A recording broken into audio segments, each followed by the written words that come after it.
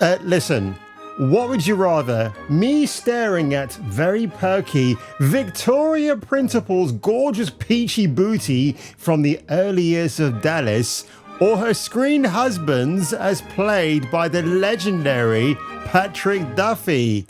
You take your pick, you merciless Mings, you.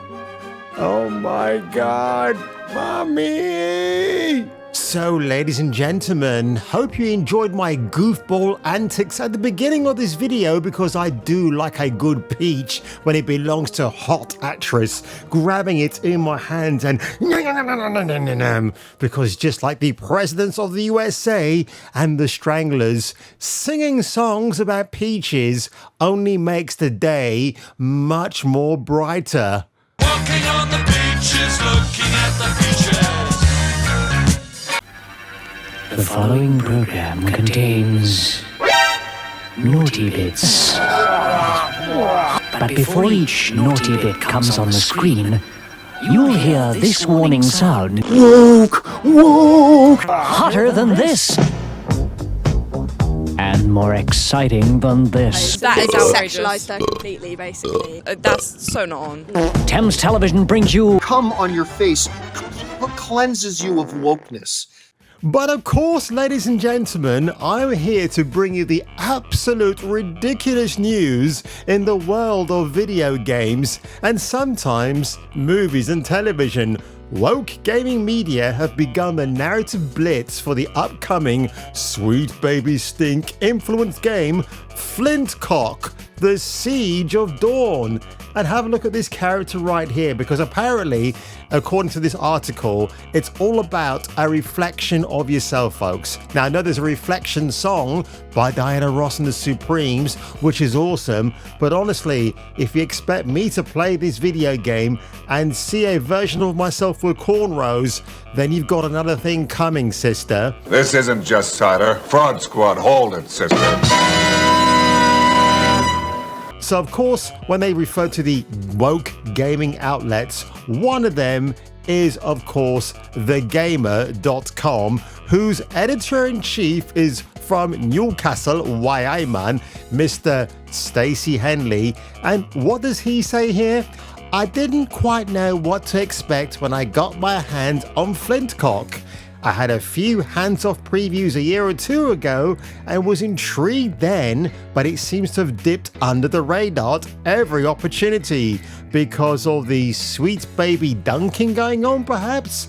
Though I enjoyed my time with it and appreciated the ideas I saw, especially the boldness to drop us in fairly late into the narrative, might just tell us it's tough, but we're gonna have fun with it. Okay. I couldn't help but feel a little haunted playing it in a room adorned with Xbox posters, surrounded by staff wearing Xbox lanyards, in the same building that Xbox just rocked the whole world with their showcase for Summer Gay Fest. Wow, Stacey, that was quite a mouthful, and I bet you don't hear that phrase very often in your own personal sordid sex life. But what's really funny, what Mr. Henley says here, is that parts of this game looks good, but he draws comparisons to Forspoken, which I will remind you, good boys and girls, was buried into the ground 6 feet under by black girl gamers, a bunch of nobodies who know nothing about how to create a game, only how to destroy it. And again, look at these screenshots, they look so goddamn awful. What's quite telling here is that Andrea Tops Harjo, the overseeing creator and destroyer of this new video game, just took the basis of Nor, the female protagonist of such game, who, by the way, the rumor is she used to be a white character, but thanks to Miss Andrea Harjo calling in the assistance of Kim Belair from Sweet Baby Inc., she then became what you now see before your very eyes. And this gets even so much more worse. The narrative director advocated for better representation in stories as a means of bringing new and exciting ideas. The thing is that video games do have those ingredients. The problem is that people like these infiltration DEI companies, the ESG merchants of death, are coming in there and telling video game developers this is how the blueprint will be going forward. Do you get my drift? It's just evil, it's narcissistic, it's unnecessary. At the end of the day, people like Kim Belair and Black Girl Gamers just want to extort money from all of these game developers. And if they don't, because remember what Kim Belair said at GDC, put this stuff up to your higher ups. And if they don't see the value in what you're asking for when you ask for consultants, when you ask for research, go have a coffee with your marketing team and just terrify them with the possibility of what's going to happen if they don't give you what you want. A righteous infliction of retribution manifested by an appropriate agent. Personified in this case by an honourable me. Oh, laughing awkwardly on the podium. Now let's see what the results for Flintlock Siege of Dawn will be. I reckon outlets like Games Radar and of course IGN will probably score this game a 7 out of 10.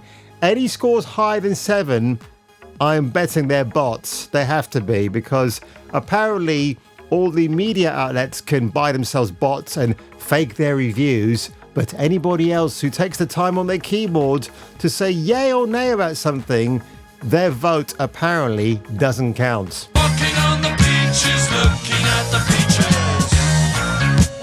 So folks, I'm about to give you a moment of cringe here, some absolute silence.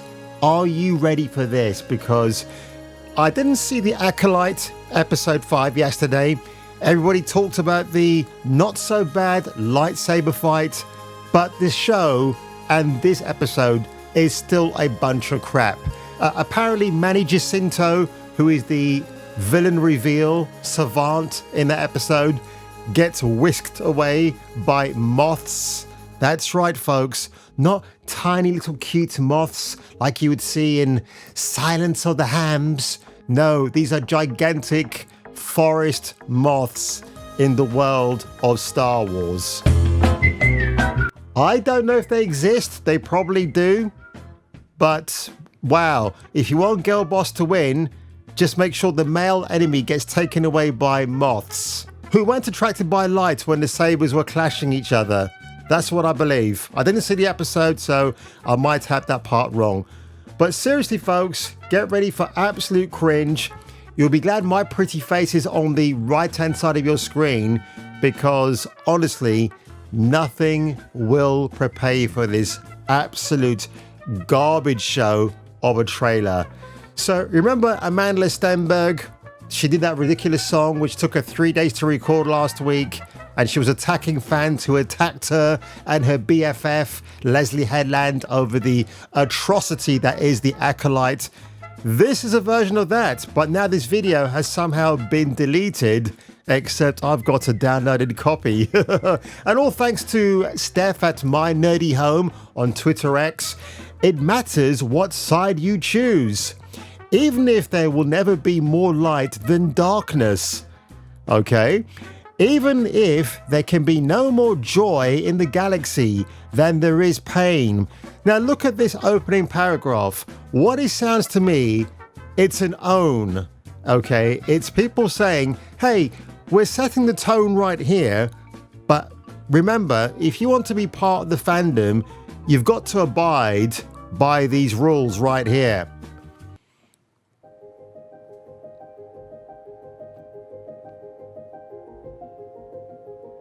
For every action we take, for every breath you take, of course I'm thinking about the great song by The Police and the legendary Sting all the way back in 1983. For every life we touch, it matters. Well, be careful about whose life you touch, because if they're under 16, they might call the cops on you and get you arrested and put away. Qui-Gon Jinn from Master and Apprentice. But if I'm not mistaken, this is not part of the extended Star Wars universe, according to Kathleen Kennedy, the destroyer of franchises, quoting Elon Musk. That woman must be removed from Lucasfilm as soon as possible. Star Wars is for everyone. For everyone. Oh, God. For everyone. Star Wars is for everyone. Boy, I mean, regardless dude. of race. Yes. Regardless of religion. Regardless of gender. Right. Regardless of gender. Why is she stressing the gender? Regardless of gender. Right. So apparently, from the video reaction that I saw for this today in the morning, this chick is this chick. And this chick is the one who apparently launched a hate campaign against Star Wars theory. So, do you see what I'm talking about here, folks? Insufferable female fans, and there are genuine female fans of Star Wars. They are very far and few between, but people like her, you can quite clearly see her makeup, her whole persona. Would you want to be on a desert island with this chick? I wouldn't. I'll actually throw myself. Well, actually, no, I'll throw her to the sharks and I'll be the survivor on the island, because biologically, I could easily do that to her. Not that I'm advocating any kind of aggression towards the fairer sex, but holy shit. So, yes, this chick likes to hide behind an AI avatar on videos because apparently you don't want to see her face, even though she's just actually shown her face. Ooh. Not every show, movie, comic book, collectible, or video game will be your favorite. Show, movie, comic book, collectible, or video game will be your favorite. And that's okay. Oh my God. How many soy lattes did you have before you utter those immortal lines? It's gonna be okay. It really will be. Social media should be a place where we can share our love for the franchise. I don't know who this schmo is, but if you're sitting in front of a camera and you're reading out a statement, I mean, look, I can do a better job than this guy. Social media should be a place where you can share your love of your favorite franchise. Now clip this, send it to the Academy of Motion Pictures and Sciences, and maybe next year I'll be walking up on that podium without getting hit by Will Smith to collect my golden statuette. Thank you. Thank you so much. Oh my God. This guy's I think he was forced to do this. He was thinking, why the fuck am I doing this? But guess what? You're part of the fandom. I've got my answer for this video, by the way, at the end of this ridiculous... Without being attacked for what we enjoy. There is no room for bigotry. Well, there's no room for bigotry, but you're the one who's actually suggested that, you dumb cow. But by the way, bitch, where's your Star Wars memorabilia? Because what I say is a very flaccid-looking purple wall, but everybody else, at least, for the most part, have Star Wars merch in the background. Who's this dumb chick? Bigotry. Misogyny. Or racism in the galaxy. Again, do you know what I like about this? It's white folks telling us about racism. The same white folks who get accused of being exactly the same thing, who supposedly attack people like Amanda Stenberg, who, by the way, is fucking half white anyway. So does she really qualify? Do you know what I mean? It's just, I find it absolutely hilarious. This is all said to us in front of our faces, but we're not allowed to question their statement. If it was the other way around, how would that look? Far, far away. That's why when you feel alone... Yeah. Oh, I've got to play this back. I'm feeling emotional now, folks. My balls are getting nice and sweaty now. That's why when you feel alone Mm-hmm. in your fandom... Yeah. Someone attacks you for being who you are. Yeah. Remember, there are more of us. Uh-oh. There are more of us? I take responsibility. Not The Last of Us? There are more of us. Huh? More of us. There are I more take of responsibility. us. There are more of us. There are more of us. There are more of us. I take There responsibility. Are more of us. There are more of us. There are more of us.